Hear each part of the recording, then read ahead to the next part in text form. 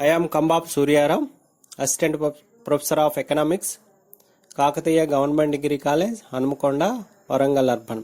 ఈరోజు వ్యవసాయ రంగం పరపతి, వ్యవసాయ రంగానికి అవసరమైన పరపతి ఆధారాల గురించి తెలుసుకుందాం. వ్యవసాయ పరపతి వ్యవసాయ విత్తాన్ని సమకూరుస్తుంది. వ్యవసాయ ఉత్పాదకాలు కొనుగోలు చేయడానికి, వ్యవసాయ పనులు నిర్వహించడానికి అవసరమైన ద్రవ్యాన్ని వ్యవసాయ విత్తం అంటారు. వ్యవసాయ రంగంలో ఉత్పాతిని పెంచడంలో వ్యవసాయ విత్తం పాత్ర కీలకమైంది. వ్యవసాయదారుడు తన విత్త అవసరాలను మొత్తం తన సొంత వనరుల నుంచి మాత్రమే సమకూర్చుకోలేడు. చాలా వరకు పరపతి మీద ఆధారపడవలసి ఉంటుంది. ముఖ్యంగా సన్నకారు ఉపాంత రైతులు పరపతి మీద ఎక్కువగా ఆధారపడతారు. సాధారణంగా వ్యవసాయ పరపతి పరిమాణం, సాగులో ఉన్న భూకమతం పరిమాణం, ఉత్పత్తి విధానాలు, ఉత్పత్తి కారకాల లభ్యత, సాంకేతిక విజ్ఞానం, కుటుంబ అవసరాలు మొదలైన అనేక అంశాలపై ఆధారపడి ఉంటుంది. రైతులు పరపతిని ఉపయోగించే కార్యకలాపాల ఆధారంగా, తిరిగి చెల్లించే కాల వ్యవధి ఆధారంగా వర్గీకరణ చేస్తారు.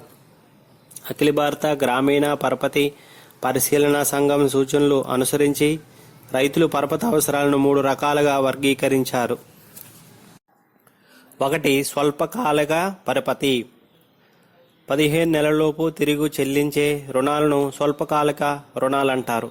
వీటిని విత్తనాలు, ఎరువులు, క్రిమిసంహారక మందులు, పశుగ్రాసం కొనుగోలు చేయడానికి, వ్యవసాయ కూలీలు వేతనాలు ఇచ్చేందుకు ఉపయోగిస్తారు. వ్యవసాయ ఉత్పత్తులు మార్కెటింగ్ చేయడానికి కూడా ఉపయోగిస్తారు. ఈ స్వల్పకాలిక రుణాలను ఎక్కువగా వడ్డీ వ్యాపారస్తులు, సహకార సంఘాల వద్ద లభిస్తాయి. 2. మధ్యకాలిక పరపతి.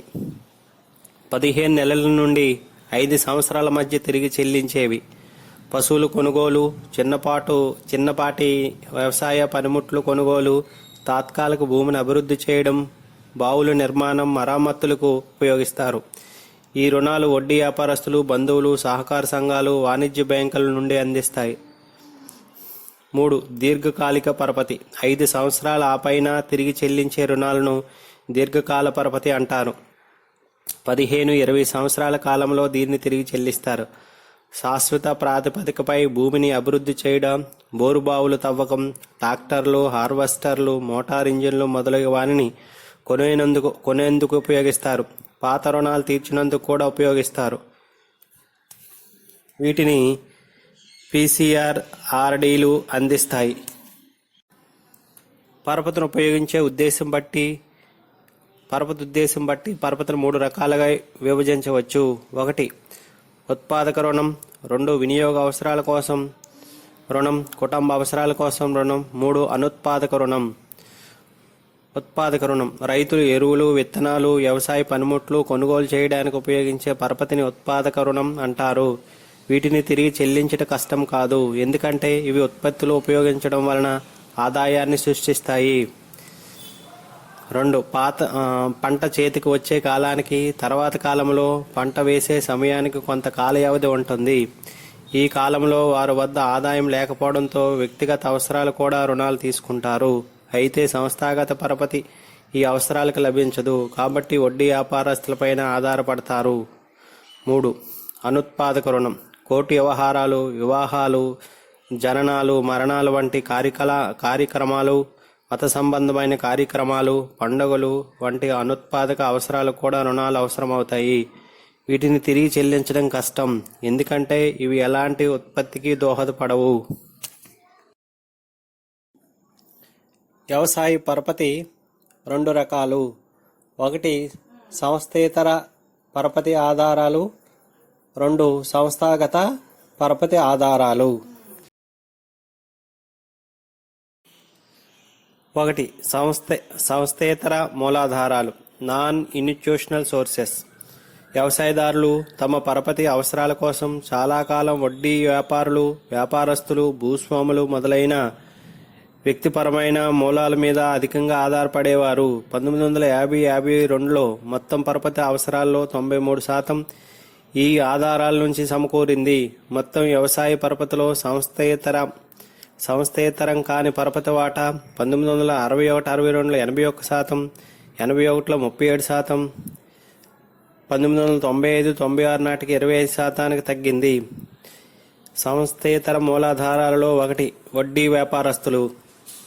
సంస్థేతర పరపతి మూలాలలో వడ్డీ వ్యాపారస్తులు ప్రధాన పాత్ర వహించేవారు. మొత్తం పరపతిలో వడ్డీ వ్యాపారస్తుల ద్వారా పొందిన పరపతి 1951-52లో 69.7%. ఇది 1961-62లో 49.2%కి, 1971లో 36%కి, 1981లో 16.1%కి, 1995-96లో 7%కి తగ్గింది. సంస్థాగత పరపతి లభ్యత క్రమంగా పెరుగుతూ రావడమే దీనికి కారణం. వడ్డీ రేటు ఎక్కువైనా ప్రామిసరీ నోట్ ఆధారంగా తాకట్టు లాంటి నిబంధనలు లేకుండా సకాలంలో వడ్డీ వ్యాపారులు నుంచి స్వల్పకాలిక పరపతి లభిస్తుంది. వ్యవసాయేతర కార్యకలాపాలకు కూడా వీరి నుంచి పరపతి లభిస్తుంది. దీర్ఘకాలిక పరపతి కావాలంటే స్థిరాస్తులు తాకట్టు పెట్టవలసి వచ్చేది. అయితే అధిక వడ్డీ వల్ల రుణభారం పెరిగిపోయి రైతులు వడ్డీ వ్యాపారస్తులకు తమ భూములను స్వాధీనం చేయవలసి వచ్చేది.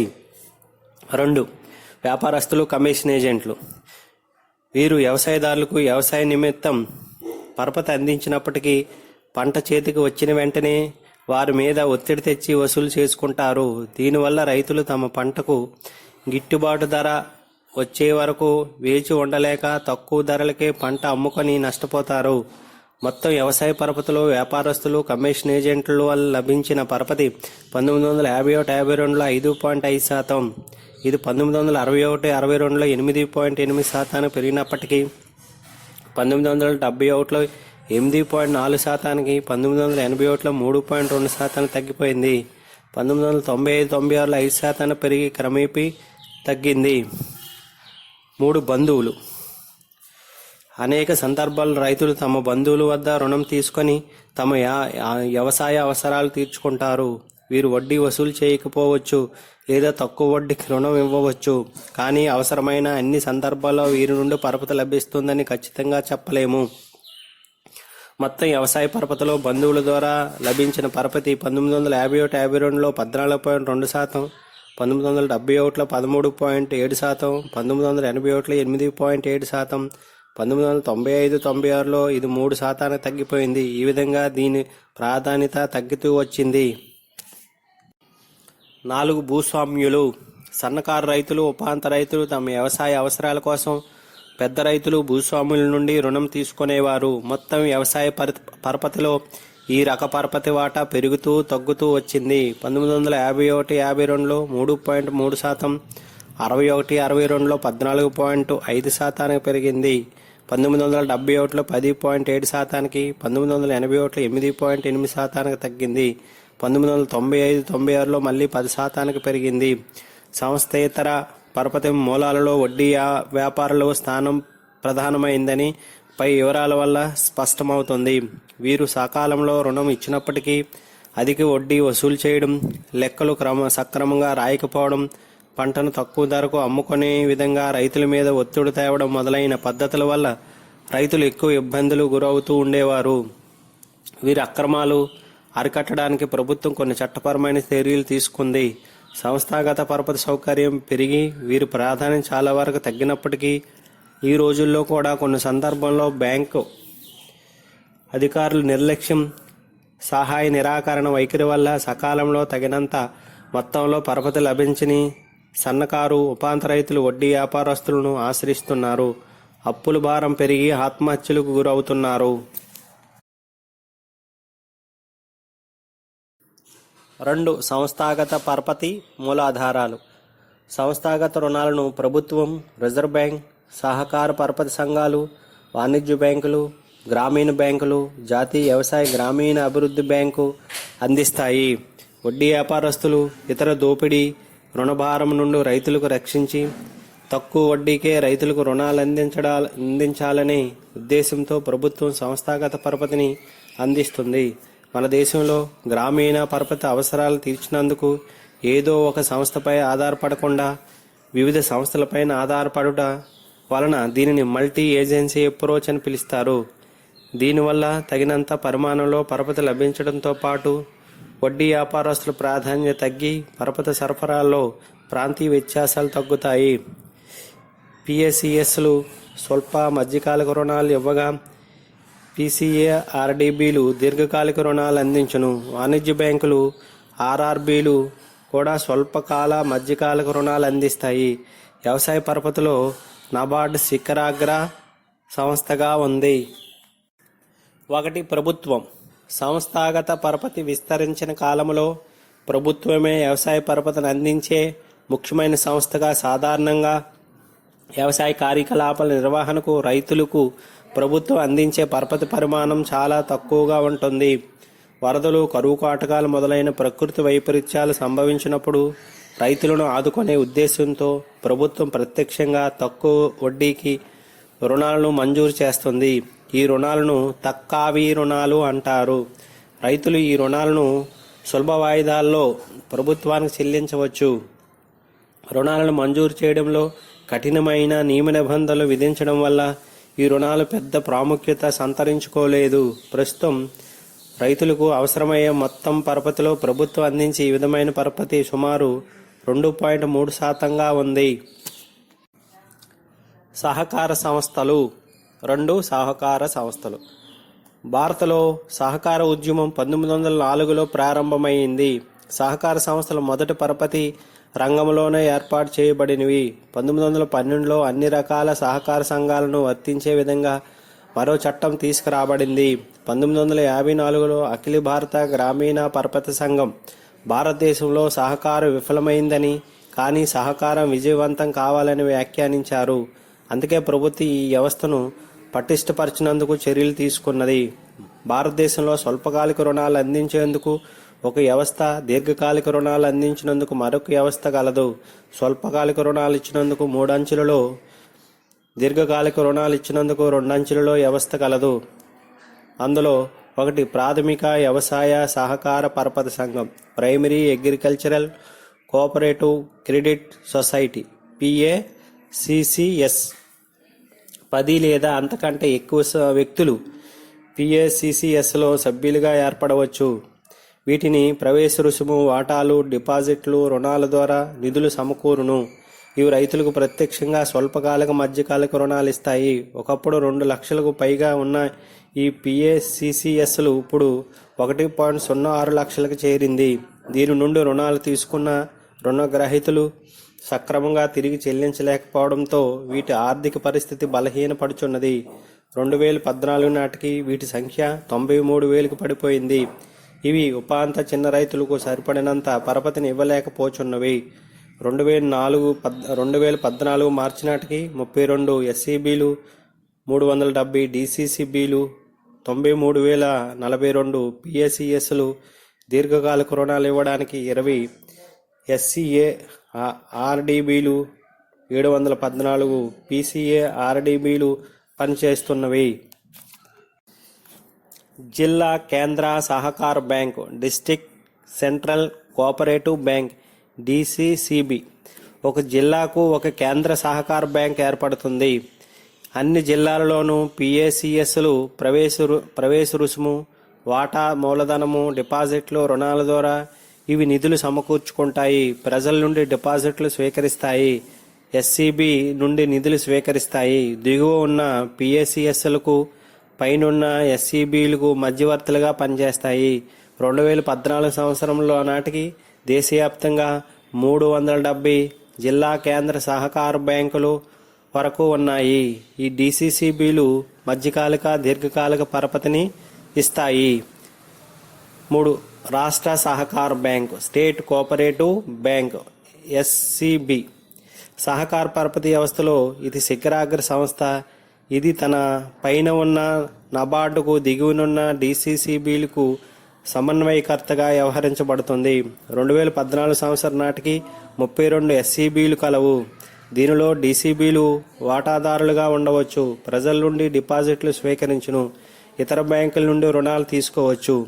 ఎస్సీబీ నిర్వహణ మూలధనం 50% నుంచి 90% వరకు నబార్డు నుండి రుణాలు సమకూర్చుకుంటాయి.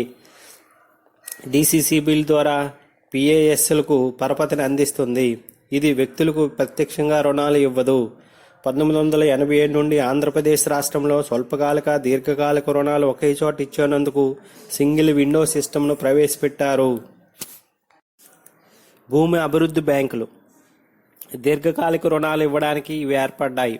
మొదట్లో వీటిని భూమి తనఖా బ్యాంకులని పిలిచేవారు. 1986 సంవత్సరం నుండి భూమి అభివృద్ధి బ్యాంకులని పిలుస్తున్నారు. 2000 సంవత్సరం నుండి వ్యవసాయ సహకార గ్రామీణ అభివృద్ధి బ్యాంకులని పిలుస్తున్నారు.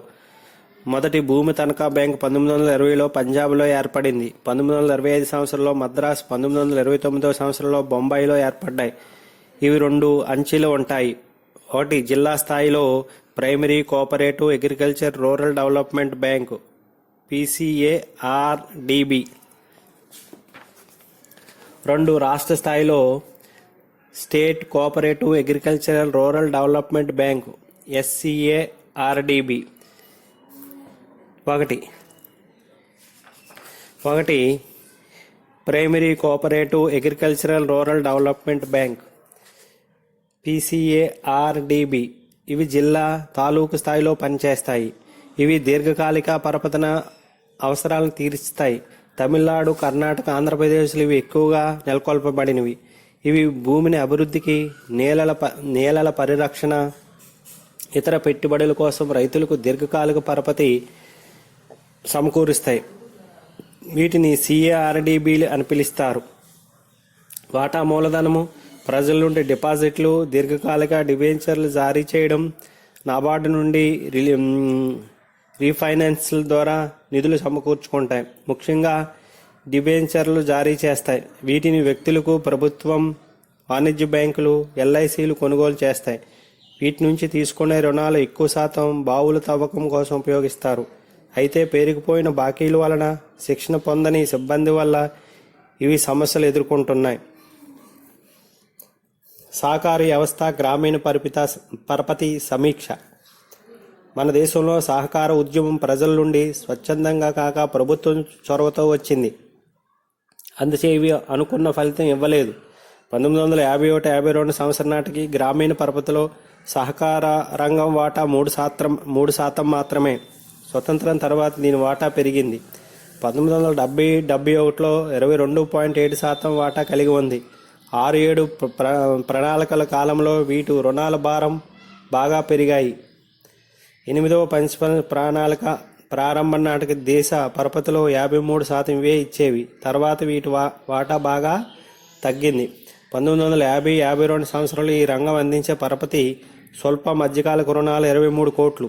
2015-16 సంవత్సరం నాటికి వ్యవసాయ పరపతి 8,77,000 కోట్లు. ఇందులో సహకారం రంగం అందించేది 1,53,000 కోట్లు. అంటే మొత్తం వ్యవసాయ పరపతిలో 17.5% అందిస్తుంది. 5% మాత్రమే అందిస్తుంది. 3 వాణిజ్య బ్యాంకులు. లాభోద్దేశంతో బ్యాంకింగ్ కార్యకలాపాలు నిర్వహించే బ్యాంకులే వాణిజ్య బ్యాంకులు. 1950 వరకు వ్యవసాయానికి అందించే మొత్తం పరపతిలో వాణిజ్య బ్యాంకుల వాటా కేవలం 0.9% మాత్రమే ఉంది. వాణిజ్య బ్యాంకులు వ్యవసాయ రంగానికి రుణాలు ఇవ్వడం అంత లాభదాయకం కావని భావించి రుణాలు ఇచ్చేవి కావు. బ్యాంకులు కూడా పట్టణాలకే పరిమిత అయినవి. పారిశ్రామిక రంగం ప్రకృతిపై ఆధారపడదని, కాబట్టి నష్టభయం తక్కువగా ఉంటుందని భావించి వాటికే వాణిజ్య బ్యాంకులు రుణాలు ఇచ్చేవి. 1950 సంవత్సరంలో SBI ఏర్పాటు, 1963 సంవత్సరంలో ARDC, 1969లో 14 వాణిజ్య బ్యాంకులు, 1980లో 6 వాణిజ్య బ్యాంకులు జాతీయం చేయడం జరిగింది. 1969లో లీడ్ బ్యాంక్ స్కీమ్ను ప్రారంభించడం జరిగింది. 1989లో సర్వీస్ ఏరియా అప్రోచ్ను ప్రవేశపెట్టి గ్రామాలను దత్తత తీసుకొని పరపతిని అందించడం వంటి చర్యలు వల్ల బ్యాంకులు గ్రామీణ ప్రాంతాల్లో స్థాపించడం వలన వ్యవసాయదారులకు ఇచ్చే పరపతి పెరిగింది. 1969లో మొత్తం బ్యాంకు బ్రాంచీలలో గ్రామాల్లో 22% ఉండేవి. 2015 నాటికి 36.8% పెరిగింది. 1,31,750 బ్రాంచులలో 48,478 బ్రాంచీలు గ్రామాలలోనే ఉన్నాయి. అందుచే 2015-16 నాటికి సంస్థాగత పరపతి 8,77,200 కోట్లలో 6,04,700 కోట్లు వాణిజ్య బ్యాంకులే అందిస్తున్నవి. ఇవి ఎరువులు, విత్తనాలు, పనిముట్లు కొనుగోలుకు, వ్యవసాయ ఉత్పత్తుల మార్కెటింగ్కు, వ్యవసాయం అనుబంధ వృత్తులకు, వ్యవసాయ పంపు సెట్లు కొనుగోలుకు కూడా పరపతిని అందిస్తున్నాయి. 1989 సంవత్సరంలో సర్వీస్ ఏరియా అప్రోచ్ను ప్రారంభించిన తర్వాత గ్రామాల అవసరాలు మరింతగా తీరుస్తుంది. ప్రతి బ్యాంకు స్పెషల్ అగ్రికల్చరల్ క్రెడిట్ ప్లాన్ను అమలుపరుస్తున్నాయి. అయితే వాణిజ్య బ్యాంకుల కార్యకలాపాలపైన కొంత విమర్శ ఉంది. బ్యాంకులు జాతీకరణ తర్వాత ఒత్తిడి పెరగడంతో రుణాలు ఇవ్వడంలో నాణ్యత తగ్గింది. గ్రామీణ ప్రాంతాల్లో పెట్టిన బ్రాంచ్లలో సిబ్బంది కొరతగా ఉంది. గ్రామాల్లో సరిపడినంత వ్యాపారం లేదు. ఫలితంగా ఎన్పిఏలు పెరిగినవి. వాణిజ్య బ్యాంకు రుణాలు తిరిగి వసూల్లో అసమర్థత కనిపిస్తుంది. సహకార సంఘ పరపతి ఇవ్వని వారికి పరపతి ఇవ్వడంలో ఇవి విఫలమైనవి. సంస్కరణల తర్వాత ఉపాంత చిన్న రైతులకు ఇచ్చే రుణాల శాతం తగ్గింది. వాణిజ్య బ్యాంకులు, సహకార బ్యాంకుల ప్రభుత్వ విధానాలకు మధ్య సమన్వయం కొరవడింది. ప్రాధాన్యత రంగాలకు ఇచ్చే రుణాల శాతం తక్కువగా ఉంది. ఉదాహరణకు 2015-16 సంవత్సరంలో 39.3% ప్రభుత్వ రంగ బ్యాంకులు అందించింది. వ్యవసాయ పరపతికి ఆర్బీఐ, కేంద్ర ప్రభుత్వం ప్రత్యేకంగా కృషి చేస్తున్నాయి.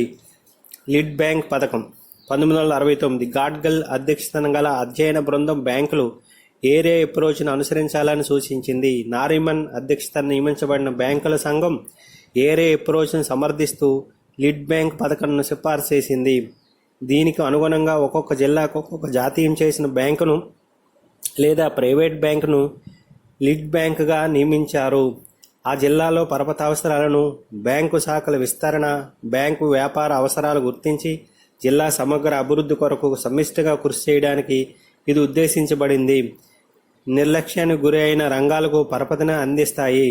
1976 సంవత్సరంలో లీడ్ బ్యాంక్ పథకం పురోగతిని సమీక్షించేందుకు ఒక ఉన్నతాధికార సంఘాన్ని ఏర్పాటు చేశారు. ఇది లీడ్ బ్యాంక్ 3 సంవత్సరాల కాలానికి పరపతి ప్రణాళికలు తయారు చేయాలని సూచించింది. సర్వీస్ ఏరియా అప్రోచ్ గ్రామాల దత్తత పథకం 1989 గ్రామీణ పరపతి విధానంలో నాణ్యతను పెంచినందుకు లీడ్ బ్యాంక్ పథకంలో భాగంగా 1989 సంవత్సరంలో సర్వీస్ ఏరియా అప్రోచ్ను ప్రారంభించారు. దీనిలో ప్రతి గ్రామీణ శాఖకు కొన్ని గ్రామాలతో ఒక ప్రాంతాన్ని కేటాయిస్తారు. ఆ ప్రాంత అభివృద్ధికి వాణిజ్య బ్యాంకులు పరపతి సౌకర్యాలు అందిస్తాయి. దీనినే గ్రామాల దత్తత పథకం అంటారు. ఒక ప్రాంతం అభివృద్ధికి ఒక వాణిజ్య బ్యాంకు దృష్టి కేంద్రీకరిస్తే మంచి ఫలితాలు వస్తాయి. ప్రస్తుతం ఈ పథకంలో అమలులో లేదు. 4 ప్రాంతీయ గ్రామీణ బ్యాంకులు. గ్రామీణ బ్యాంకులపై నియమించబడిన వర్కింగ్ గ్రూప్ సిఫార్సులపై వాణిజ్య బ్యాంకులు, సహకార సంఘాలు కృషికి అనుబంధంగా ప్రాంతీయ గ్రామీణ బ్యాంకులు ఏర్పాటు చేశారు. ఇందిరాగాంధీ 20 అంశాల కార్యక్రమంలో గ్రామీణ రుణభారాన్ని తగ్గించి సంస్థాగత పరపతిని అందించుటకు ఒక అంశం. దీనికి అనుగుణంగా 1975 సెప్టెంబర్లో ఆర్ఆర్బీలు స్థాపనకు ఆర్డినెన్స్ను జారీ చేశారు. 1975 అక్టోబర్ 2న ఉత్తరప్రదేశ్లో మొరాదాబాద్, గోరఖ్పూర్, హర్యానాలో భివానీ, రాజస్థాన్లో జైపూర్, పశ్చిమ బెంగాల్లో మాల్దాలలో ఆర్ఆర్బీని ప్రారంభించబడినవి. వీటి అధీకృత మూలధనం ₹1,00,00,000. వీటికి కేంద్రం, రాష్ట్రం స్పాన్సర్ చేసిన బ్యాంకులు 50:15:35% నిధులు సమకూర్చుకుంటాయి. ఇవి నరసింహం కమిటీ సిఫార్సులపై ఏర్పడినవి. 1976 సంవత్సరంలో ప్రాంతీయ గ్రామీణ బ్యాంకుల చట్టం వచ్చింది. ప్రాంతీయ గ్రామీణ బ్యాంకులు ఉపాంత రైతులు, చిన్న రైతులు, భూమి లేని శ్రామికులు, చేతివృత్తులు వారు గ్రామాలలో నివసించే ఇతరులకు పరపతిని అందిస్తాయి. ఆర్ఆర్బీలు పరిధి ప్రకటించిన ఒకటి లేదా ఎక్కువ జిల్లాల పరిమితమై ఉండును. ఆర్ఆర్బీలకు పంపించిన సిబ్బందిపై వ్యయము, శిక్షణపై వ్యయం స్పాన్సర్ చేసిన బ్యాంకులు భరించాలి. ప్రాంతీయ గ్రామీణ బ్యాంకులకు నబార్డు రీఫైనాన్స్ సౌకర్యం కల్పించింది. ఖుస్రో భండారీ లింగాలయ committee, Vyas committee, Sardesai committee సూచనల మేరకు ఆర్ఆర్బీలను స్పాన్సర్ బ్యాంకులతో విలీనం చేసుకుంటూ వచ్చాయి. అందుచే 196గా ఉన్న ఆర్ఆర్బీలు అలా తగ్గుతూ వచ్చి ప్రస్తుతం 56కు పడిపోయాయి. 2015-16 సంవత్సరంలో ఆర్ఆర్బీలు అందించిన రుణాల శాతం 13.6%. రిజర్వ్ బ్యాంకు ప్రత్యక్షంగా రుణ సహాయం చేయడానికి వీలు లేదు. వివిధ సంస్థల ఏర్పాటు, నిర్వహణ ద్వారా పరోక్షంగా సహాయం చేయవచ్చు. 1950కి పూర్వం గ్రామీణ పరపతి విషయంలో రిజర్వ్ బ్యాంకు పాత్ర చాలా పరిమితమైంది. 1950 తర్వాత అఖిల భారత గ్రామీణ పరపతి పరిశీలనా సంఘం సూచనల ప్రకారం వ్యవసాయ అభివృద్ధి కోసం కొన్ని బాధ్యతలు స్వీకరించింది. 1956లో 2 రకాల నిధులను ఏర్పాటు చేసింది. 1. జాతీయ వ్యవసాయ పరపతి దీర్ఘకాలిక కార్యకలాపాలకి నిధి. 2. జాతీయ వ్యవసాయ స్థిరీకరణ నిధి. జాతీయ వ్యవసాయ గ్రామీణాభివృద్ధి బ్యాంకు నబార్డ్ వ్యవస్థీకృత పరపతి సౌకర్యాల సమీక్షా సంఘం సిఫార్సుల మేరకు వ్యవసాయ గ్రామీణాభివృద్ధి కోసం 1982 జూలై 12వ తేదీన జాతీయ వ్యవసాయ గ్రామీణాభివృద్ధి బ్యాంకును నబార్డును ప్రారంభించారు. రిజర్వ్ బ్యాంకులోని గ్రామీణ పరపతి ప్రణాళిక విభాగం వ్యవసాయ పరపతి కోసం ఏర్పాటైన 2 ప్రత్యేక నిధులు, వ్యవసాయ పునరుత్పత్తి అభివృద్ధి సంస్థ మొదలైన వాటిని రిజర్వ్ బ్యాంకు నబార్డుకు బదిలీ చేసింది. నబార్డ్ వ్యవసాయ గ్రామీణాభివృద్ధికి సంబంధించిన శిఖరాగ్ర సంస్థగా పనిచేస్తుంది. ఈ బ్యాంకు యొక్క ఆధీకృత మూలధనం 500 కోట్ల రూపాయలు, చెల్లించిన మూలధనం 100 కోట్ల రూపాయలను కేంద్ర ప్రభుత్వం, రిజర్వ్ బ్యాంక్ సమానంగా సమకూర్చాయి. నబార్డు విధులు. నబార్డు ప్రధానంగా 3 విధులు నిర్వహిస్తుంది. 1. పునరుత్పత్తి విధులు. 2. అభివృద్ధి ప్రోత్సాహక విధులు. 3. పర్యవేక్షణ విధులు. నబార్డు ప్రత్యక్షంగా ఈ కింద విధులు నిర్వహిస్తుంది. 1. రాష్ట్ర సహకార బ్యాంకులకు,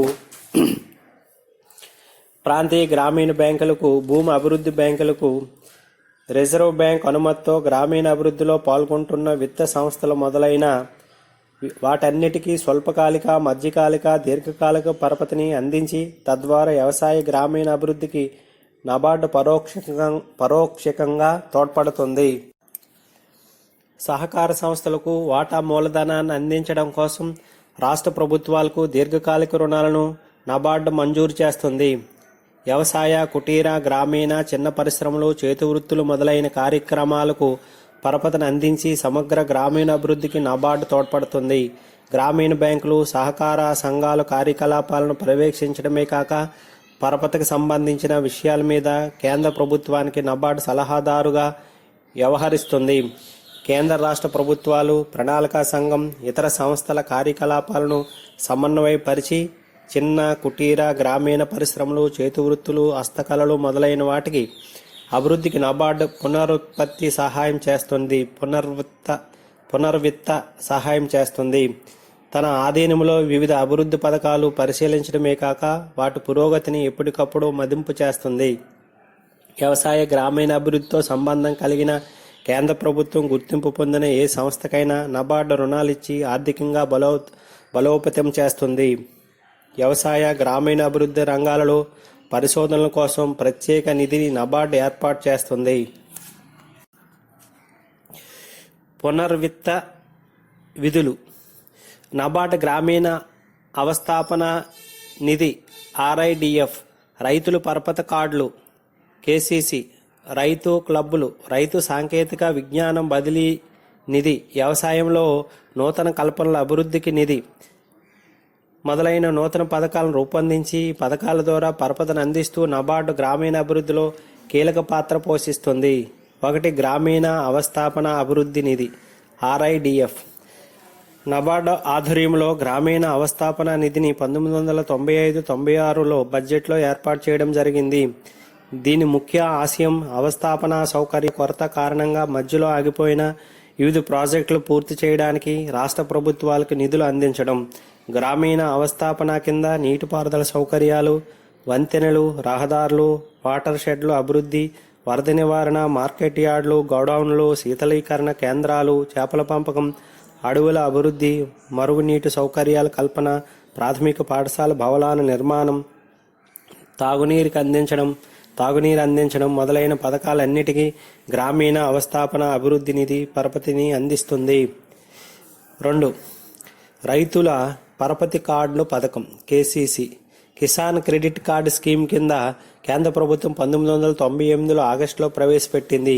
రైతులకు వ్యవసాయ ఖర్చుల కోసం, వ్యవసాయ ఉత్పాదకత కొనుగోలు కోసం తక్కువ వడ్డీకి సకాలంలో సరిపడనంత స్వల్పకాలిక పంట రుణాలను అందించడం ఈ పథకం యొక్క ఉద్దేశం. నబార్డ్ నుంచి పునర్విత్త సహాయం పొందే వాణిజ్య బ్యాంకులు, ప్రాంతీయ గ్రామీణ బ్యాంకులు, సహకార బ్యాంకులు ఈ పథకానికి నిధులు సమకూరుస్తాయి. 3. సూక్ష్మ విత్తం మైక్రో ఫైనాన్స్ గ్రామీణ పట్టణ ప్రాంతాలలోని పేదలకు, స్వయం ఉపాధి లబ్ధిదారులకు స్వల్ప మొత్తంలో విత్త సహాయాన్ని అందించడమే సూక్ష్మ విత్తం యొక్క ముఖ్య ఉద్దేశం. అందుకుగాను బ్యాంకింగ్ సేవలు పేదవారి ముంగిటను తీసుకువచ్చే నూతన కార్యక్రమమే సూక్ష్మ విత్తం. ఈ పథకం పొదుపును ప్రోత్సహించి వడ్డీ వ్యాపారస్తుల కబంధ హస్తాలలో పేదవారిని చిక్కకుండా కాపాడుతుంది.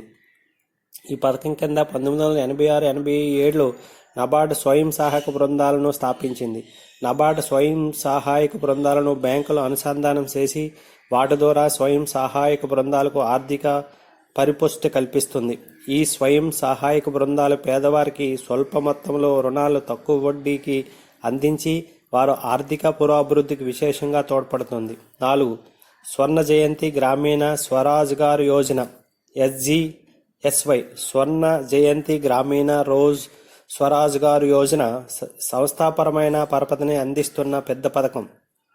IRDP, ట్రైసెమ్, డోక్రా ఇతర అనుబంధ పథకాలన్నింటినీ ఒక్కటిగా విలీనం చేసి ఈ పథకాన్ని 1999 ఏప్రిల్ 1వ తేదీన భారత ప్రభుత్వం ప్రారంభించింది. పేదరికాన్ని నిర్మూలించి పేదవారి సంఖ్యను తగ్గించడం ఈ పథకం యొక్క ముఖ్యోద్దేశం. ఈ పథకం స్వయం సహాయక బృందాలకు రాయితీ ప్రాతిపదికంగా రుణాలు అందించి తద్వారా స్త్రీలు, బలహీన వర్గాలు సాధికారత తోడ్పడుతుంది.